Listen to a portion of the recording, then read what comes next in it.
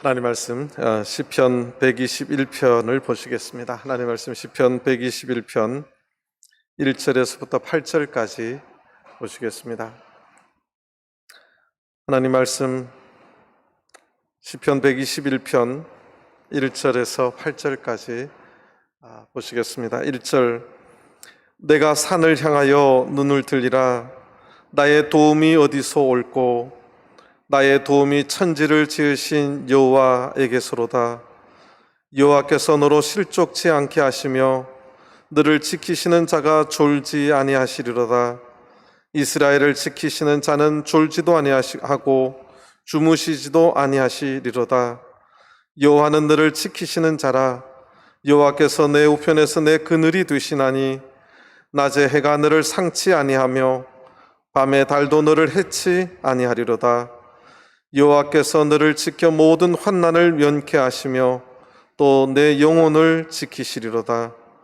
여호와께서 너의 출입을 지금부터 영혼까지 지키시리로다. 아멘. 할렐루야. 날씨가 굉장히 더운데 오늘 저녁에도 기억하시고 주님의 전에 나오신 모든 성도님들에게 하나님의 은혜가 임하게 되기를 바랍니다. 또 가정에서 온라인으로 예배드리는 모든 성도님들 가정에도 하나님의 은혜가 함께 임하게 되길 바랍니다. 요즘 제가 시편 설교 말씀을 증거하고 있는데요, 시가서라고 보통 이야기합니다.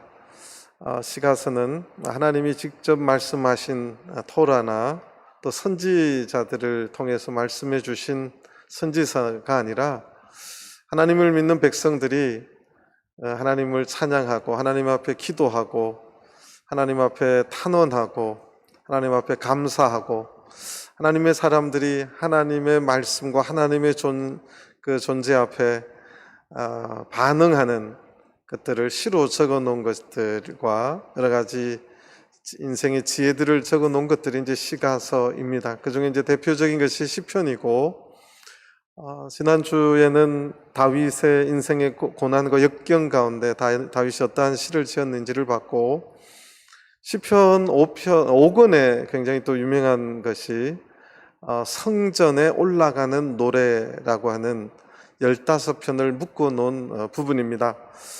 120편부터 134편까지 성전에 올라가는 노래, 그러니까 요 120편에서 134편까지는 그 작은 글씨가 성전에 올라가는 노래라고 하는 표제가 붙어 있습니다.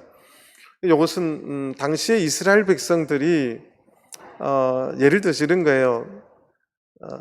예루살렘이 이스라엘의 아래 위로 쭉 하면 한 5분의 3 위치 정도 있나 이래요. 중간에 조금 밑으로 위치해 있는데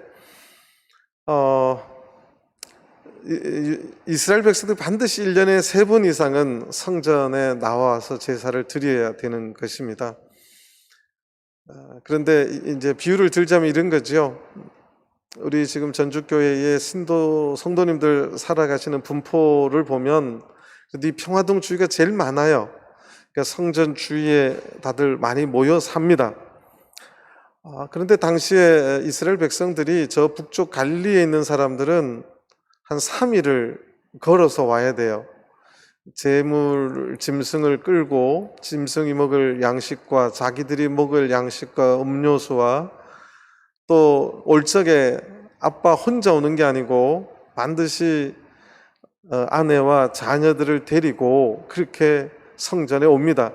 그래서 보통 한 가정만 오는 게 아니라 예수님의 가정이 예루살렘에 온 것을 보면 주로 불악에, 지금으로 하면 마을이죠. 마을에 많은 가정이 연합해서 그렇게 힘을 합쳐서 그렇게 옵니다. 그들이 그렇게 성전에 나올 적에 3일을 걸어야 돼요. 그게 빨리 하는 거예요. 중간에 볼일 보고 이러면 4일, 5일 이렇게 걸리는 거죠. 그런 가운데 저녁에는 밖에서 잠을 자야 됩니다. 지금도 밖에서 잔다는 게 굉장히 불편한데 당시에는 야생 동물들이 상당히 많았을 때인데 그 밖에서 잠을 자야 되고 또 그렇게 또 하루 종일 걸어서 가야 되고 그래서 예루살렘에 올라간다는 것이 그렇게 쉽지 않은 여정입니다. 아마 여러분들이 이제 여름 휴가철이라서 여름에 휴가 가려고 해도 아주 차에 짐들을 바리바리 아마 실어서 가지 않습니까?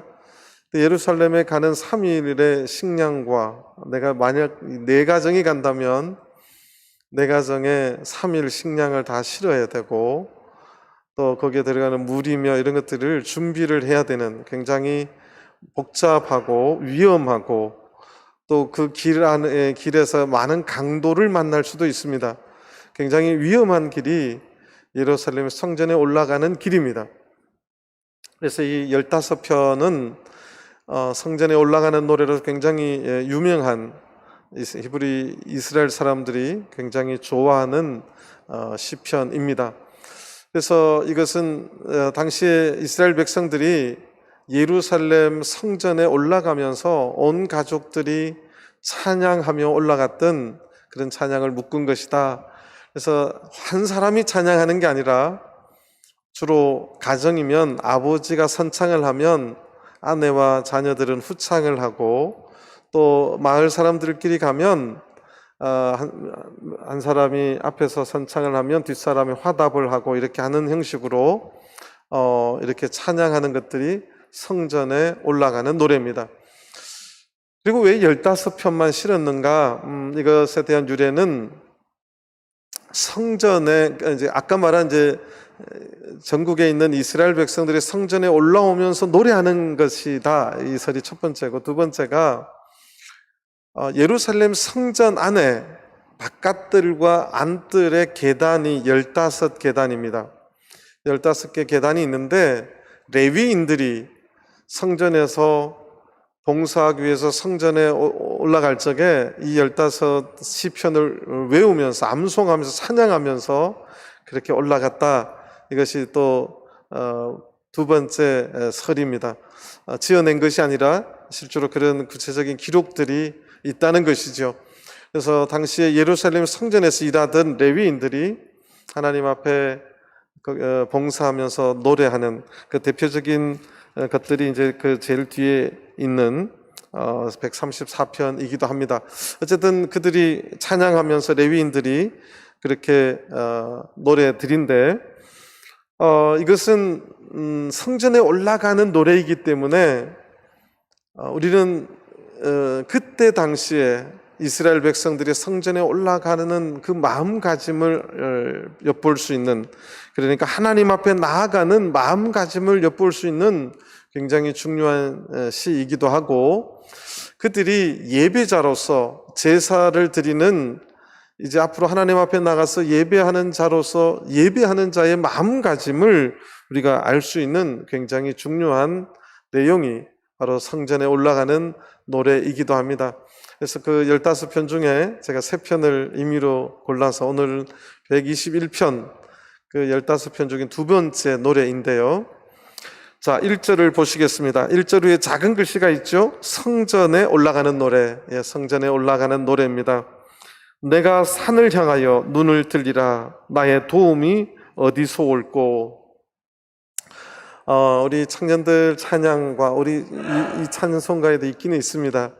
굉장히 많이 불리던 찬송이고 또 많은 사람들이 좋아하는 찬송의 가사이기도 합니다. 여기에 내가 1인칭입니다. 내가 산을 향하여 눈을 들리라. 산, 이스라엘에 산이 굉장히 많습니다. 한국에도 북한 가자면 백두산, 한라산, 금강산, 태백산, 여기 무슨 산이죠? 모악산, 학산, 산들이 굉장히 많죠. 이스라엘도 산이 굉장히 많습니다. 사실은 예루살렘 안에도 산들이 많이 있어요. 우리나라는 산이 굉장히 높을 때, 근데 이스라엘은 그렇게 높은 산이 저 위에 있는 헐몬산밖에 없고 나머지는 나직나직해 다 산 이름이 있어요. 그런데 성전에 올라가면서 산을 언급하면 이 산은 시온산입니다. 근데 우리는 이제 시온산 그러면 시온산 하나만 생각할 텐데 여기 산이 복수입니다. 그러니까 예를 들어서 예루살렘 안에 뭐 그 감람산 또는 뭐죠 우리가 보면 산이 아니에요. 그냥 언덕배기 산 명칭이 다 있어요. 그걸 합쳐서 시온산이라고 합니다. 보통 다윗의 가묘가 있는 그 부분을 시온산이라 하기도 하는데 많은 산들을 합쳐서 시온산이라고, 그것은 예루살렘에 있는 모든 산들을 시온산이라고 그렇게 합니다. 그래서 내가 산을 향하여 눈을 들리라. 이게 이제 눈을 든다고 하는 표현은 히브리적인 굉장히 의미 있는 표현인데, 눈을 든다는 것은 평상시에 땅을 바라보고 살았다고 이분들 생각을 해요. 이 땅에 살아갈 적에 땅을 바라보고 땅에 있는 부귀영화를 바라보고 살다가 이제 예루살렘에 있는 시온산을 이제 눈을 들어서 바라보겠다는 거죠. 시온산에 누가 계시기 때문에요? 하나님이 계시기 때문에 내가 산을 향하여 눈을 들리라. 땅을 보면서 살다가 이제는 눈을 들어 하나님을 보겠다. 이러한 고백입니다. 자, 근데 그 뒤에 고백이 나의 도움이 어디서 올꼬? 나의 도움이 어디서 올꼬? 그러니까 유대 히브리 사람들은 성전에 올라갈 적에 이 땅에 살아가면서 나의 도움이 어디서 올꼬? 나를 지켜주는, 나를 도와주는 것이 도대체 무엇인가에 대한 주제로 하나님 앞에 찬양하는 부분인데, 우리 인류를 보통 호모 사피엔스라고 이야기합니다. 사피엔스라는 말이 사회적인 동물이라는 의미인데, 사회적인 동물이라고 한다는 것은 혼자 떨어져서 못 산다는 뜻이고, 공동체를 이룬다는 것은 그 안에서 서로 도와주고 도움을 받으면서 살아가는 게 굉장히 중요한 인생들의 어떤 삶의 모습이다. 그래서 그렇게 이름을 붙여줍니다. 사실은 인생이 어떤 누구도 어떤 도움도 받지 않고 살아온 사람 아무도 없습니다. 태어날 때는 절대적으로 누구의 도움을 받죠? 부모의 도움을 받으면서 자랍니다. 부모 도움 없으면 죽습니다. 굶어 죽거나 뭐 하여튼 그렇게 해서 죽습니다.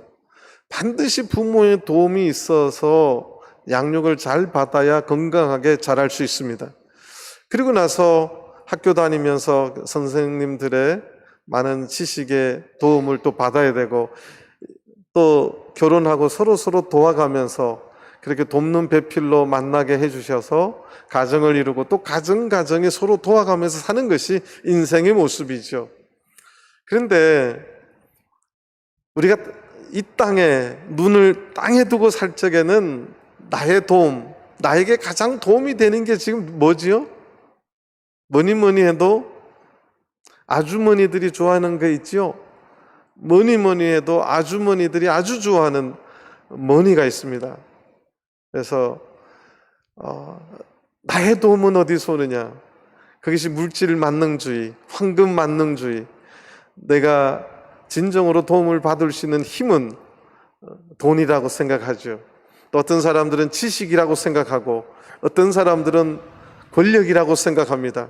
그래서 꼭 이렇게 이야기하죠. 집안에 법조인은 꼭 한 명 있어야 된다. 왜 법조인은 한 명 있어야 된다 그러죠?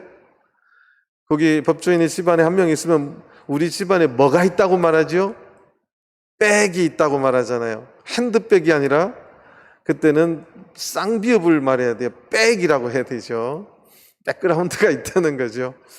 그래서 그 법조인의 도움을 받을 수 있다고 어깨에 힘주는 거죠. 자, 그래서 보통 인간들이 도움을 받으려고 할 때 누구를 쳐다보냐면 사람들을 쳐다봅니다. 집안에 사고가 났어요. 법조인의 도움이 필요하면 그 사람 쳐다보는 거죠. 전화하는 거죠. 우리 집에 경제적인 굉장히 어려움에 빠졌어요. 그럼 누구를 쳐다보냐면 우리 집안에 가까이에 좀 넉넉히 사는 사람들을 쳐다봅니다. 왜 쳐다보지요? 그 사람이 나를 뭐 해줄 수 있어요? 도와줄 수 있다고 생각하니까 쳐다보는 거예요. 그런데 인생을 살면서 모악산 하루 종일 쳐다봐도 도움이 오나요? 완산 칠봉이죠. 제가 완산 칠봉을 매일 보잖아요. 완산 칠봉 쳐다본다고 도움이 오는 것은 없습니다. 자, 그런데 이것이 이제 신앙인의 고백이에요. 나의 도움을 몰라서 묻는 거 아니에요. 나의 도움이 어디서 올꼬? 그걸 생각하면서 이 하나님을 찬양하기 위해서 출발하는 그들이 내가 눈을 들어 어디를 바라보겠다? 하나님을 바라보겠다. 그 산을 향해서 내 눈을 들리라고 고백하는 것입니다. 그렇게 질문을 하고 2절을 보면 자기 스스로 답을 말합니다. 나의 도움이 천지를 지으신 여호와에게서로다. 나의 도움이 천지를 지으신 여호와에게서로다. 자기가 묻고 자기가 대답했어요. 이 사람은, 이 성전에 올라가는 이 시를 지은 분은 여기에 대한 답과 확신을 가지고 있는 모습이에요. 나의 도움이 어디서 올꼬? 몰라. 교회 다닌다고 도움이 올까? 그게 아니고 예수 믿는 사람들도 어려움 당하던데, 예수 믿는 사람들도 진짜 참 힘든 일을 겪던데 우리 도움 어디서 오지? 몰라. 그렇게 생각할 수 있잖아요. 그것이 오늘날 많은 성도님들의 어려움입니다. 보이지 않는 어떤 갈증이에요. 나는 도움을 많이 받고 싶은데, 왜냐하면 다 도움이 필요 없는 사람 아무도 없어요. 다 도움이 필요합니다. 그런데 교회 다녀봐도 병으로 고통받는 가정이 있고, 교회 다녀봐도 정말 경제적으로 어렵게 살아가는 가정들이 있습니다. 교회 다닌다고 3일을 지금 애들 데리고 밖에서 길에서 야산에서 자고 성전을 가야 돼요. 도대체 이 일을 왜 해야 되지? 그럴 수 있는 거지요. 그런데 이 시를 지은 이분의 간증은, 저는 이것이 믿음의 간증이라고 생각합니다. 나의 도움이 천지를 지으신 여호와에게서로다. 이 천지를 지으신 하나님, 이것이 창세기 1장 1절에 나오는 히브리 문구하고 여기까지 똑같아요. 천지를 창조하신, 태초에 하나님이 천지를 창조하시니라. 그 창조주 하나님께서 나를 도와주신다, 그것을 확신하고 있다는 사실입니다. 이 답을 가지고 인생에 도대체 누가 나의 진정한 도움이 될 것인가, 여기에 대한 분명한 답을 가지고, 확신을 가지고 이 신앙 고백을 하고 있는 것입니다.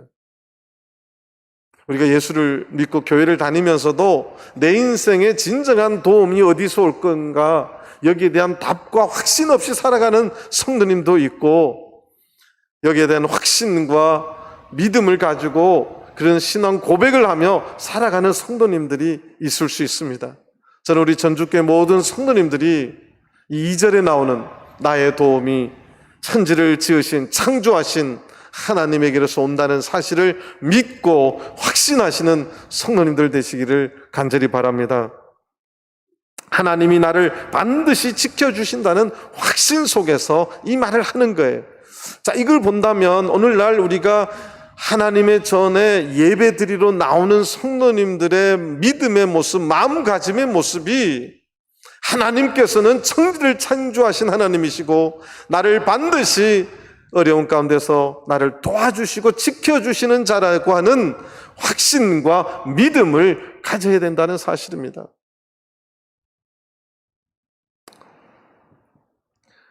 제 개인적인, 제가 지금까지 살아가면서 신앙이 아니고 가정생활하면서 제일 힘들었던 때가 있었어요. 저희 집사람이 지금부터 10몇 년 전에 의사가 아주머니 3개월밖에 못 삽니다. 그래서 살릴 수 있는 방법이 뭡니까? 그랬더니 골수 이식을 빨리 해야 되는데 1차 검사가 한 달 조금 그 정도 걸리고 2차 검사가 또 한 달 걸리고 준비하려면 그래서 석 달 남은 이 기간 동안에 한 가지라도 문제가 생기면 아주머니를 살릴 방법이 없습니다. 그래서 의사 표현이 터널을 지금부터 지나가야 되는데 한 걸음도 쉬면 이거는 살릴 수 없고 그냥 쭉 지나가면서 뭔가 착착착착 다 맞아서 싹 나와야지 아주머니를 살릴 수 있다는 거예요. 그러면서 그 확률이라고 하는 것은 내가 그래서 살릴 수 있는 확률이 어느 정도 됩니까? 이거는 하늘을 바라봐야지 제가 어떻게 말할 수 없는 부분입니다. 그래서 그 병동에 보면 골수이식 대상자를 찾다가 기다리다가 죽는 분들이 매일 실려 나옵니다. 왜 아냐면 막 통곡 소리가 나거든요. 아, 또 한 명 돌아가셨구나. 오후에 또 한 명 돌아가시고 이러고 있는 병동이에요. 그래서 이제 검사를 해서 이제 맞아야 되죠. 1차 검사를 했는데 처남하고 처제가 맞았어요. 감사하죠. 또 2차 검사 비용도 엄청나게 듭니다. 근데 그게 안 맞으면 할 수 없는 거예요. 그러면 이제 끝나는 거예요. 그래서 늘 이제 병상에서 만날 수가 없어요. 무균실에 들어앉아 있으니까 전화로 이제 계속 통화를 할 수밖에 없는 상황이고, 제가 그때 한 이야기가 있어요. 우리 집사람은 막 두려움 때문에 늘 여러 가지 인생의 많은 걱정들, 두려움. 그런데도 저희 집사람에 대해 상당히 믿음이 있더라고요. 여보, 나 죽어도 괜찮아요. 하나님께서 나를 하늘나라에 엄마 아빠 있는 곳으로 데려간다면 난 그것도 괜찮아요. 이런 말을 하더라고요. 제가 늘 하는 말이 하나님이 지켜주실 거야. 근데 정말 힘든 날이 이제 골수이식을 하는데 의사가 저보고 사인을 하라고 서류를 이만큼 가져왔어요. 근데 말이 하나님이 지켜주실 거라고 했는데 서류를 보니까 읽으니까 이게 사인이 안 돼요. 무슨 일이 있어도 전혀 민형사상의 책임을 묻지 않겠습니다. 뭐 이런 내용들이 계속 사인을 해야 되는 게 한 40장이 돼요. 그걸 다 사인하라는 거예요. 저하고 똑같이 옆에 그 부탁받은 아저씨는 사인 못하고 거기서 울고 있어요. 이거를 사인을 하라는 거지요. 제가 그때 기도하면서 말한 거예요. 하나님 지켜주세요. 저는 그거밖에 할 이야기가 없었어요. 제가 그래서 사인을 다 했습니다. 집사람이 또 물어봐요. 여보 사인했냐고. 여보 걱정하지 마요. 하나님 지켜주실 거예요. 근데 그리고 2차 검사 결과가 나왔는데 또 다 맞았어요. 의사가 저를 불러요. 자기가 그분이 우리나라에서 골수 이식 수술을 제일 많이 하신 분이에요. 우리나라에서 제일 많이 하신 분은 세계에서 제일 많이 하신 분이에요. 자기가 의사 생활 20년 하는데 이런 경우 처음 봤대요. 형제지간에 8형제도 아무도 안 맞는데 어떻게 이렇게, 그리고 시간이 지금 굉장히 촉박해서 이거 안 맞으면 자기도 엄청 걱정을 했대요. 그래서 외국에까지 이런 유전자 있는 사람 좀 있으면 피를 달라고 외국에까지 다 저희 집사람 정보를 보냈대요. 주로 이제 동남아시아, 일본으로, 대만으로 이렇게. 왜냐하면 아시아 사람은 아시아가 잘 맞는데요. 그런데 어디에서도 연락 없고 저희 집사람 처남이 딱 맞아요. 그래서 이제 골수 이식을 하게 됐는데 8명인데 4사람이 실패해서 죽었어요. 별로 안 놀라시네요. 8명이 무균실에 있는데 수술하고 4사람이 죽었어요. 4사람이 남았어요. 저희 집사람이 제일 약했어요. 의사가 아주머니는 지금 상당히 위험하다고, 이 남아있는 네 사람 중에도 제일 위험하다고. 그때 또 저희 집사람이 너무 힘드니까 여보 저 이제 그만 치료받고 집에 갈래요, 전화로 그렇게 말하는 거예요. 왜냐하면 너무 힘드니까. 이게 항암 치료 가장 센 약이 들어가고 막 이러니까 머리도 다 빠지지, 눈도 멀었어요. 이게 20만 분의 1이래요. 20만 명을 하면 한 사람 정도가 그 독한 약 때문에 실명을 한다는 거예요. 평생 눈을 앞을 못 보고 살아갈 수 있다는 거예요. 저희 집사람, 제가 부산교회 예배 인도하러 부산에 가는데 병원에서 전화가 왔어요. 아주머니가 앞을 못 봅니다. 그래서 제가 부산교회가 살 수 있는 게 기도밖에 없었어요. 하나님 지켜주십시오. 성도들한테 이야기했어요. 저희 집사람이 약이 너무 독해서 실명을 했는데 하나님 위해서 기도해 달라고. 근데 참 감사하게도 금요일 날 기도하고 안식일 날 기도하고 제가 이제 안식일 예배 끝나 급하게 서울로 다시 올라왔는데 일요일 아침에 의사가 또 놀라서 쫓아왔어요. 자기가 이런 경우를 처음, 이제 자기가 가장 많이 수술한 의사도 이런 경우를 처음 당해서 외국 서적을 다 찾아보니까 실명할 수 있는 경우가 있더라는 거예요. 그래서 그 약을 보니까 한국에 없더래요. 그래서 외국에 또 약을 주문해 놨는데 오늘 아침에 아주머니가 눈이 회복됐다는 거예요. 앞을 보더라는 거예요. 성도님들이 다 기도해 주시고 하나님께서 지켜주신 덕분이죠. 제가 사실 이런 간증을 개인적인 걸 잘 안 하는데 오늘 그냥 조금 했습니다. 하나님께서 그렇게 4명 남은 그 아주머니 중에 제일 약했어요. 제일 오랫동안 병원에 남아 있었어요. 그런데 감사하게도 일찍 나오신 4분 중에 한 분은 또 아주머니가 재발해서 또 죽었어요. 그래서 8명 중에 3명 남은 중에 한 아주머니예요. 자기들끼리 맨날 연락해서 알죠. 8명끼리 서로 늘 연락했는데 한 명씩 없어져요. 그런데 지금까지 하나님께서 살려주시고 함께 해주신 것이 전 너무너무 감사해요. 그래서 저희 집사람이 우리 늘 하는 말이 하나님이 지켜주실 거야. 근데 저는 그 말밖에 할 말이 없었어요. 그것이 하나님께서 내가 하나님을 믿는 믿음의 표현이었어요. 그래서 당신을 하나님 나라에 데려가도 나는 하나님이 지켜주시는 것을 믿겠다. 그것이 우리 믿음의 사람들의 저는 간증해야 된다고 생각합니다. 저는 우리 전주교회 모든 성도님들이 정말 우리 일상 가운데 하나님 앞에 예배하는 예배자들의 모든 삶을 지켜주시고 인도해 주시는 줄을 믿고 확신하시게 되기를 간절히 바랍니다. 저는 그것이 우리의 믿음의 삶의 모습이고 예배하러 하나님의 전에 올라가는 성도들의 믿음의 간증해야 된다고 생각합니다. 그런데 3절을 보시겠습니다. 여호와께서 너로, 여기서는 재미있는 것을 발견하게 됩니다. 1절과 2절에서는 내가 1인칭이 나오죠. 내가 이러는 것을 1인칭이라 합니다. 내 기준이죠. 복수는 우리고. 근데 이 3절부터는 너라고 말합니다. 왜 이렇게 바뀔까요? 왜 이렇게 바뀌죠? 이게 이제 아까 제가 말했죠. 한쪽에서 선창을 하면 같이 가던 사람들이 후창을 해주는, 그러니까 3절부터 8절까지는 그 옆에 같이 하나님의 전에 믿음 생활하러 올라가는 그 옆에 형제 자매들이 이 노래를 후창으로 해주는 거예요. 그러니까 화답한다고 하죠.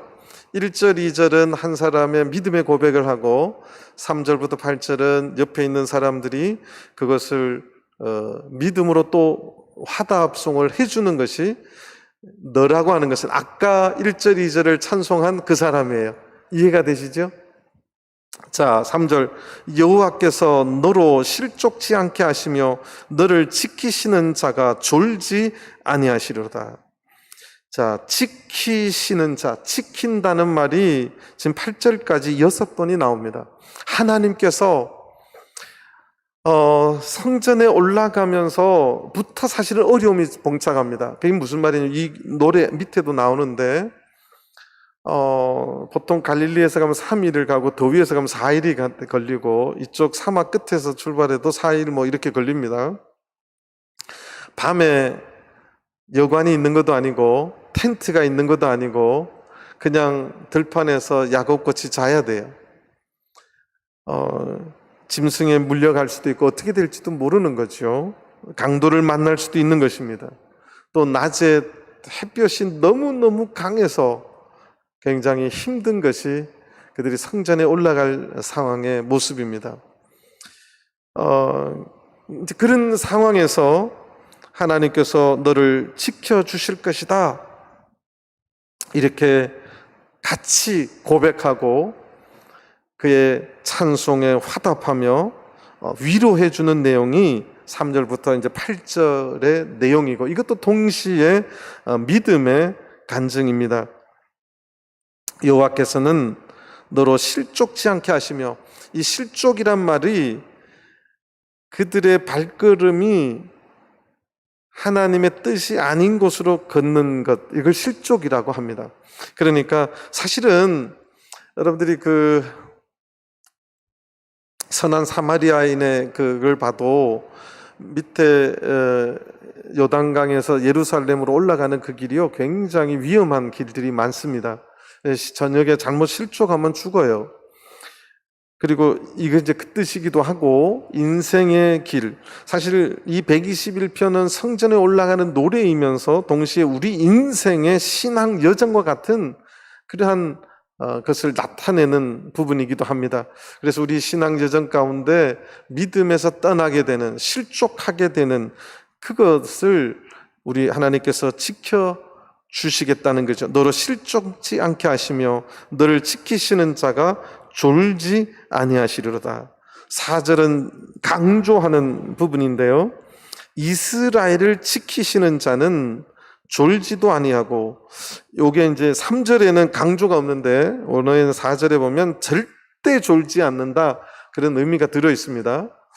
3절은 그냥 졸지 아니하시고 4절은 절대 졸지 아니하시고 주무시지도 아니하시리로다. 우리 신명기 32장을 보시겠습니다. 신명기 32장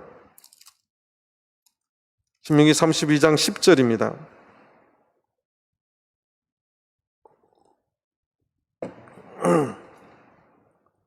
신명기 32장 10절, 여호와께서 그를 황무지에서 들짐승의 부르짖는 광야에서 만나시고 호위하시며 보호하시며 자기 눈동자같이 지키셨도다.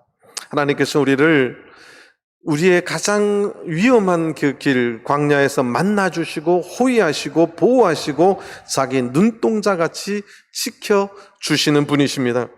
그 하나님께서는 졸지도 아니하시고 주무시지도 아니하십니다. 이런 표현들이, 청년들이 하나님 진짜 주무시나요? 이렇게 질문하는 청년이 있었어요. 이게 이제 하나님이 주무시기 때문에 이렇게 표현하는 게 아니라 당시의 이방 신들, 하나님은 절대 원래부터 주무시거나 조시지 않는 분이시고 이방인들의 그 사람들이 그 이방의 신들이 반응을 안 하면 지금 피곤해서 이방 신들이 주무시고 계신다, 그 사람들이 하는 표현이에요. 이제 그런 것들을 그들이 언어를 통해서 하나님은 절대 졸거나 주무시지 않음을 강조하기 위한 표현이죠. 사실 이 표현이 이제 성경에 있는데 열왕기상 18장을 잠깐 보시겠습니다. 열왕기상 18장입니다. 열왕기상 18장 25절부터 보시겠습니다. 열왕기상 18장 25절입니다. 열왕기상 18장 25절, 엘리야가, 요게 엘리야 선지자와 바알과 아세라의 850명의 그 거짓 그 우상 선지자들과의 전쟁할 적에 이야기하는 이야기입니다. 엘리야가 바알의 선지자들에게 이르되 너희는 많으니 먼저 한 송아지를 택하여 잡고 너의 신의 이름을 부르라. 그러나 불을 놓지 말라. 그러니까 송아지를 잡아서 불을 이렇게 놓지 말라는 거죠. 그러니까 이렇게 붙이지는 말고 놓고 신에게 절을 해서 불을 내리게 해봐라. 이제 그 시합을 제안을 한 거죠. 26절 저희가 그 받은 송아지를 취하여 잡고 아침부터 낮까지 바알의 이름을 불러 가로되 바알이여 우리에게 응답하소서 하나 아무 소리도 없고 아무 응답하는 자도 없으므로 저희가 그 쌓은 단수에서 뛰놀더라. 그러니까 아무 반응이 없을 때 이방인들이 하는 말이 우리 신이 피곤해서 주무시고 있어. 이제 이렇게 표현한다는 건데, 그래서 이제 27절에 보면 엘리야가 이것을 가지고 놀립니다. 27절 오정에 이르러 엘리야가 저희를 조롱하여 가로되 큰 소리로 부르라. 저는 신인즉 묵상하고 있는지 혹 잠깐 나갔는지 혹 길을 행하는지 혹 잠이 들어서 깨워야 할 것인지 하매 이에 저희가 큰 소리로 부르고 그 규례를 따라 피가 흐르기까지 칼과 창으로 그 몸을 상하게 하더라. 큰 소리로 왜 부르죠? 큰 소리로 왜 불러요? 우상의 그 신을 깨우려고 큰 소리로 외치는 거예요. 그때 엘리야가 조롱하면서 하는 말이 야 너네 신 자고 있냐? 이제 이렇게 말하는 건데 하나님은 원래부터 졸거나 주무시지 않는 분이세요. 그런데 이것은 원래부터 그런 하나님이신데도 불구하고 사람들에게 강조하기 위해서 쓰는 시의 표현이라는 겁니다. 하나님은 졸거나 주무시지 않는 그런 하나님임을 믿으시게 되길 바랍니다. 6절을 또 보시겠습니다. 낮에 해가 너를 상치 아니하며 밤에 달도 너를 해치 아니하리로다. 이 낮의 해는 유대인이면 다 아는 거예요. 햇빛이 너무너무 강합니다. 그래서 이제 광야 체험을 가끔가다 성지 순례할 때 하는데요. 지금 이런 날씨에 성지에 가면 하루 종일 걷는다는 것은 죽음입니다. 농담으로 죽음이 아니라 기진에서 이렇게 푹 쓰러지잖아요. 그럴 수 있으면 내가 쓰러지고 싶어서 쓰러지는 게 아니지요. 그렇게 쓰러질 수 있습니다. 그래서 낮에 해가 상치 않도록 하나님이 너를 지켜주시겠다. 그 다음에 밤에 달도 너를 해치 아니하리. 성전에 올라갈 적에 하나님을 예배하러 올라가는데도 불구하고 밤에 자야 되잖아요. 들에서 잘 적에 들짐승이나 여러 가지 어려움을 만날 수 있습니다. 그 어려움 속에서도 하나님께서 너를 지켜주실 것이다. 그래서 하나님 앞에 예배하러 나가는 자들은 하나님께서 낮이나 밤이나 늘 지켜주실 것이다. 그렇게 격려를 하고 서로 힘을 얻고 하나님의 전에 나아가고 있는 것입니다. 자, 여기까지 우리가 보면서 사실 참 저는 이게 아름다운 모습이라고 생각해요. 한 사람의 엄청난 믿음의 결단 속에서 옆에 있는 다른 사람들이 그것을 격려해주고 화답으로 노래해주는 그 내용이 굉장히 아름다워 보이고 선해 보입니다. 그렇기 때문에 오늘날 우리가 전주교회가 많은 신도회로 이렇게 엮여져 있을 때 서로 하나님의 전에 나올 수 있도록 격려해주고 하나님은 당신을 지켜주시는 분이시다라고 하는 것들을 늘 이야기해 주면서 하나님 앞에 나와서 진정한 도움을 받을 수 있는, 그러니까 세상의 도움이라는 것이 잠깐입니다. 병원에 가서 치료받는다고 해서 영원히 안 죽는 거 아니잖아요. 잠깐 돈이 필요해서 빌릴 수는 있어도 또 갚아야 되고 결국 그 돈 때문에 얽히고 설키고 더 힘들어집니다. 돈의 욕심은 늘 우리 인생을 어렵게 만드는데 하나님께서 우리에게 도움을 주시는 것은 이 세상에서 가장 안전한 도움이고 가장 문제없는 도움이고 가장 확실한 도움입니다. 이 도움을 받도록 하나님의 전에 나오는, 성전에 올라오는 예배자들이 서로 격려해주며 이끌어주는 저는 전주교회가 되기를 간절히 바랍니다. 7절, 8절을 보시겠습니다. 여호와께서 너를 지켜 모든 환난을 면케 하시며, 이 환난이라고 하는 단어가 이제 언어의 뜻은 모든 악이라고 하는 의미입니다. 모든 악을 명케해 주시고, 우리 주기도문에서 나오는 악에서 구해달라는 내용과 같습니다. 사실은 우리가 하나님께서 이 악이라고 하는 건 사탄에 대한 대표적인 단어이죠.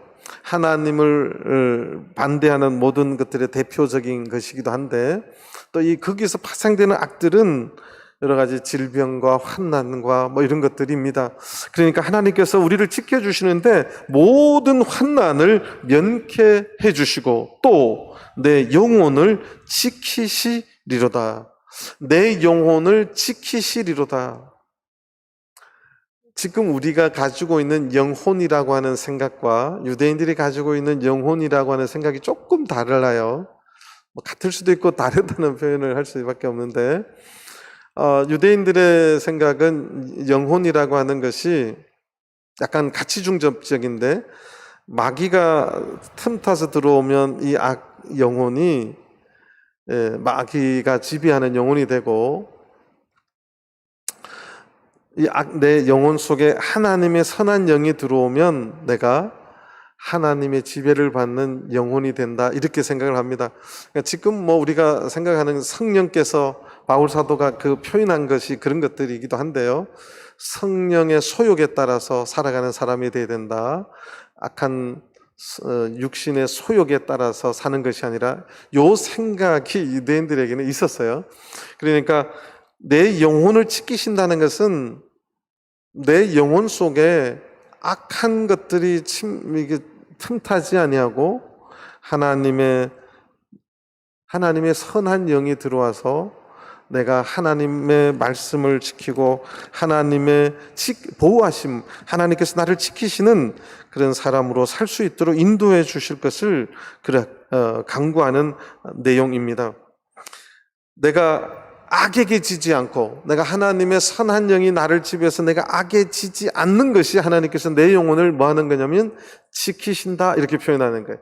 내 영혼을 하나님이 지켜주실 때 누가 나를 통치하고 누가 나를 인도해 가시느냐? 하나님이 나를 통치하시고 하나님이 나의 진정한 하나님으로 그렇게 섬길 수 있다고 고백할 수 있는 것입니다.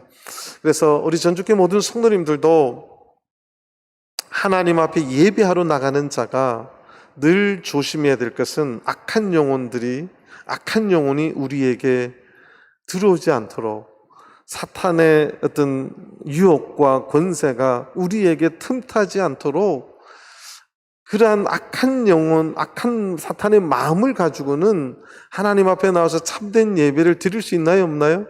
드릴 수가 없습니다. 악한 마음을 가지고 하나님 앞에 진정한 참된 예배자가 될 수가 없다는 사실입니다.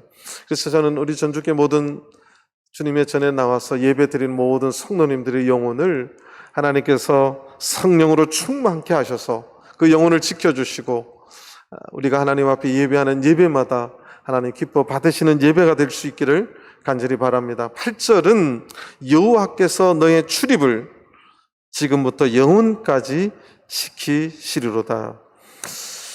하나님께서 성전의 복을 허락해 주셨고 축복해 주셨기 때문에 유대인들의 생각은 성전을 들어가며 복을 받고, 성전을 뭐하며 복을 받고요? 나오면서 복을 받는다. 그래서 출입을 할 때 복을 받는다고 생각을 합니다.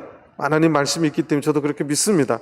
그래서 우리 전주교회 성도님들도 성전에 들어오며 나오며 하나님의 축복을 받기 되는데, 지금부터 영혼까지 하나님께서 우리의 출입을 지켜주시고 함께 해달라고 하는 것은, 내가 하나님의 성전에 못 나가게 되는, 출입할 수 없는 그런 일이 발생하지 않게 되도록 나를 지켜달라고 하는 고백이에요. 이 고백은 육신의 병이 들어서 못 갈 수도 있고 사탄이 내 마음에 들어와서 내가 못 갈 수도 있습니다. 자, 이것은 우리가 신명기 28장을 잠깐 보시겠습니다.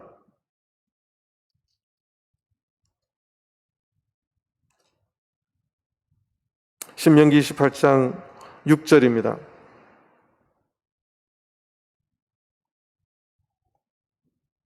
신명기 28장 6절, 네가 들어와도 복을 받고 나가도 복을 받을 것이니라. 이런 구절들 때문에 이 출입이라고 하는 저는 이 말씀을 저도 믿습니다. 하나님 말씀이기 때문에 성전의 마당을 밟기 위해서 출입하는 것은 이사야서에 금하고 있지만 우리가 진정으로 예배하는 자, 하나님 앞에 예배하는 자가 진정으로 하나님 앞에 도움을 간구하며 하나님에 대한 확신과 믿음을 가지고 나오는 자라면 우리 전주교회 모든 성도님들의 성전에 오고 가는 모든 발걸음 가운데 축복해 주시고 그 발걸음을 영혼까지 지켜주시고 인도해 주시기를 간절히 바랍니다. 이 고백은 또한 하나님이 통치하시는 하늘나라까지의 영혼까지 우리를 지켜주시기를 간구하는 내용이기에 저는 우리 전주교회 모든 성도님들 일생 가운데 우리가 늘 주님을 의지하고 주님의 도우심을 바라며 간구하고 나갈 때 우리 모든 성도님들의 가정과 삶을 지켜주시고 영혼까지 함께 해주시기를 간절히 바랍니다. 다 같이 묵도하시겠습니다.